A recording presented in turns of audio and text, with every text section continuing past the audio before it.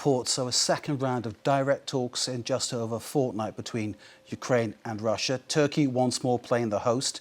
But with Russia's massive attack over the weekend on Ukraine, then Ukraine's surprise strikes on Russian nuclear bombers, the scene not exactly set for progress. Jasper Mortimer has been observing all matters for us. He joins us now live from Istanbul. Jasper, good evening to you. This could have been a historic moment, but it seems to have stalled somewhat. Tell us what happened today. Well, the two states did agree to release all seriously ill prisoners of war and all prisoners of war under the age of 25. Each side, in addition, will hand over to the other 600 bodies of slain soldiers.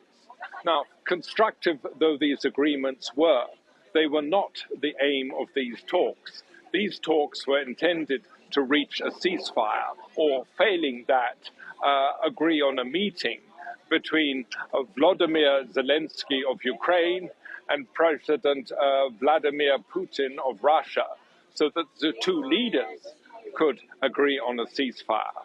But there was no agreement on either of those two issues today.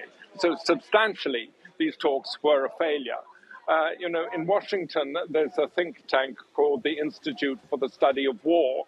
And it said recently that Russia is attempting to delay the negotiations and prolong the war in order to make battlefield gains. And there is hard evidence to support that. In terms of what happens next, Jasper, it's very difficult to predict. However, it seems that on one level, both sides are ready to, in inverted commas, talk. But what happens on the ground seems to belie that. So what is your sense of how this will develop? Well, Turkey put a lot of effort into today's meeting.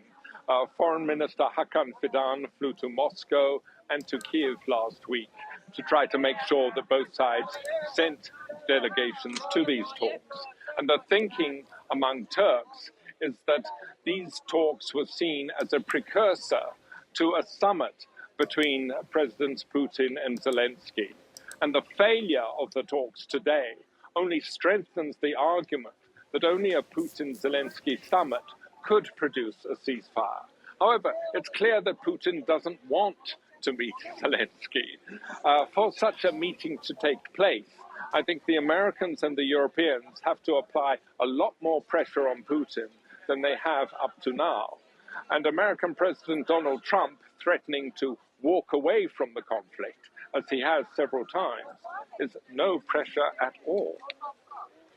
Jasper Mortimer in Istanbul, thank you very much indeed for bringing us up to date on the situation there. The talks are breaking up very quickly, but as Jasper outlined there, an agreement on prisoner exchanges and obviously more issues perhaps to emerge. We had expected some kind of development on the fate of children taken from Ukraine to Russia. And of course, Vladimir Putin facing an international arrest warrant for that as a war crime. No development there. And the latest coming in from Volodymyr Zelensky in Kyiv. Zelensky urging Donald Trump, to approve sanctions to push Russia to a full ceasefire. Zelensky saying that Russia is only aiming for a short pause in the fighting, as outlined by Jasper Mortimer there in Istanbul.